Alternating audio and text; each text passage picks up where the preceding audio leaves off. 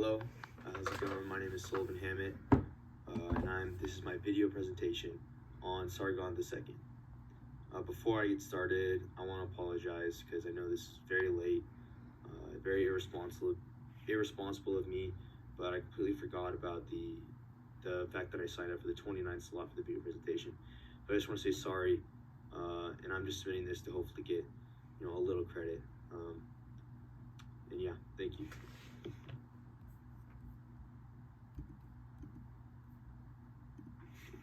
All right, for starters, I'll be talking about the early life of Sargon II. So I want to just preface this that little is known about Sargon II's early life, like after childhood or where he's really from. There's no sources or any resources that confirm really what his early life was like before the throne. Obviously, we have lots of things that tell us that about his ruling and about what he did during his time on the throne, but we are unaware of really what happened before. So all this is kind of estimations, but these are from historians. They know what they're doing, so these are their most probable conclusions to what happened. So it's estimated that he was born around 770 to 760 BCE, around that time, and his father is Tiglath-Pileser III. Tiglath-Pileser III was the ruler of Assyria from 745 to 727 BCE. Following Tiglath's death, Sargon II's brother Shalmaneser V took over, and he ruled from 727 to 722 BCE.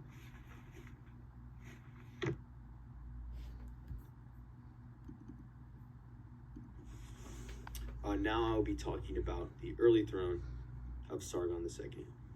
So the name Sargon II comes from Sargon I, who was a ruler in 2300 BCE.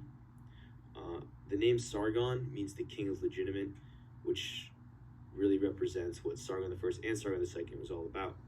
Sargon II really looked after what Sargon I did. He had great ideas of expanding the empire as well as improving infrastructure, which were huge aspects of Sargon II's rule. So Sargon I, huge inspiration for Sargon II. So as I said before, Sargon II took over his brother's rule, and his brother died in 722. So we know that his ruling started in 722 BCE.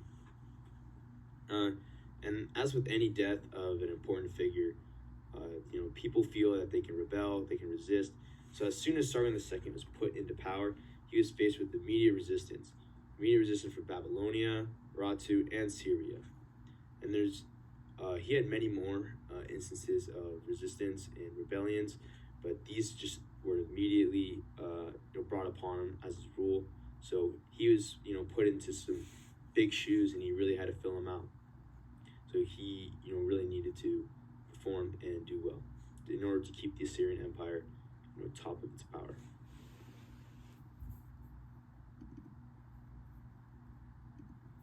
So as I said before, Sargon II, one of the things he focused on was infrastructure, and you can really see that through his building projects. His most well-known building project is the Dur-Sharkurin, which is in present-day Khorazbad, and this building, it took place. The building of the city took place from 717 to 706 BCE. This was a huge accomplishment for Sargon II. It was a very grand and lavish city, walls. As you can see in the picture, very nice and very, ahead of its time for what it is. And within the city, he has another, important building, a palace of Sargon II, his own personal palace. In this palace, there was military discussions, important discussions about the people and taxes and anything you can really think of that'd be important for the empire of Assyria was discussed and gone over with Sargon II in the palace of Sargon II.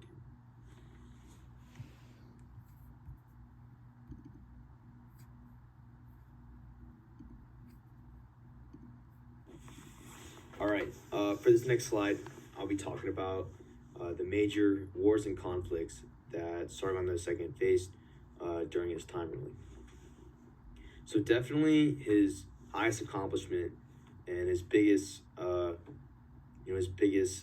action was the conquest of Israel in 722 BCE.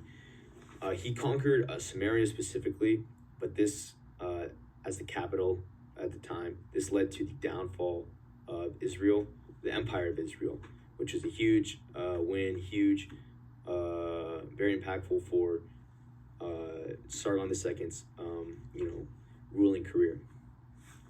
He also gained a lot of slaves and prisoners of war, which is a huge factor to part of his great infrastructure that he built. He couldn't have built the wonderful city and the empire that without all the slaves were. So that was very impactful for his overall career. Next is the conquest of Anatolia. So this is in present-day Turkey, and basically he just set out a campaign to go to Anatolia and conquer some kingdoms. The biggest kingdom he conquered was Urartu, very famous at the time, and another just big, strong, just defining moment for his ruling. It really just showed who he was, and that he means business, and that he can do what he wants basically. So during his time, he faced a lot of rebellions, a lot of people trying to take over what he already has. One of these was the Hammett rebellion. It just took place in Elam, which is present-day Iran, 716 BCE. So rebelled against him, but wasn't much of a threat to him with all his power and his big army. Didn't cause too many issues, but it was a major conflict that he did face during his ruling. Next, this is nearing basically the end of his ruling, is Babylonia in 705 BCE. So Merodach-Baladan, who was a Chaldean leader, took over Babylonia and kind of started this rebellion against Assyria and Sargon II. This is a very defining moment for Sargon II, as this rebellion, he did pass away fighting for Assyria, but he without his help, the taking back of Babylonia would never have happened. Even though he did pass away, he was very impactful for the whole fighting the rebellion, and definitely made a splash in conquering back Babylonia.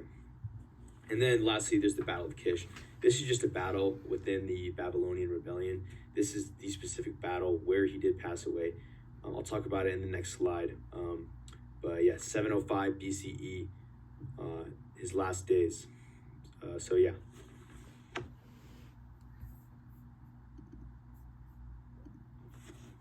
All right, so as I mentioned in the previous slide, Sargon II did pass away during the Battle of Kish. He died in battle, fighting. We're not 100% sure exactly how he died, but we do know he died in battle.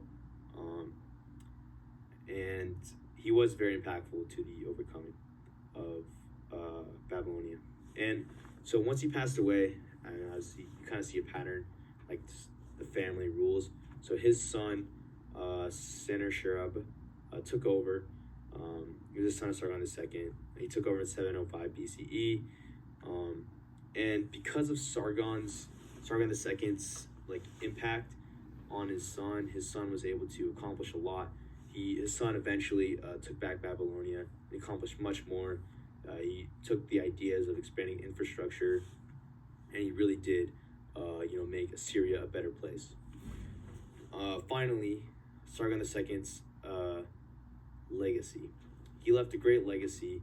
Obviously, that's why I'm here to this day doing a presentation on him. He was very impactful for the Assyrian Empire. Very dominant, very strong, very I already said that, but you know what I mean. He was just huge for the empire. his ideas of infrastructure, his grand cities he built. He was just very impactful and very, cold-hearted, and just did the job, and did what he needed to do. And that's why I'm here talking about him, because of his power and his rule. It's very impactful.